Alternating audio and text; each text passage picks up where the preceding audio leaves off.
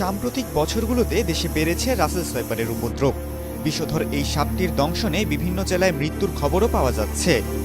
বিশেষ করে ক্ষেতের ফসল কাটতে গেলে এ সাপের আক্রমণের শিকার হচ্ছেন চাষিরা।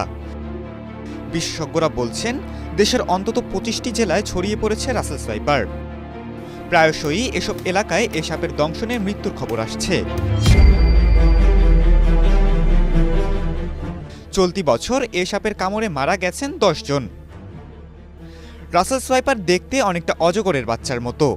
ছোট ও সরু লেজের সরীসৃপটি দৈর্ঘ্যে ৩ থেকে ৫ ফুট পর্যন্ত হয়ে থাকে। মাথা চ্যাপ্টা, ত্রিভুজাকার এবং ঘাড় থেকে আলাদা। শরীর জুড়ে অনেকটা চাঁদের মতো গাঢ় বাদামি গোল গোল দাগ রয়েছে। দৈহিক এই বৈশিষ্ট্যের কারণে শুকনো পাতা বা ধান ক্ষেতের মধ্যে খুব সহজেই লুকিয়ে রাখতে পারে নিজেকে। সাধারণত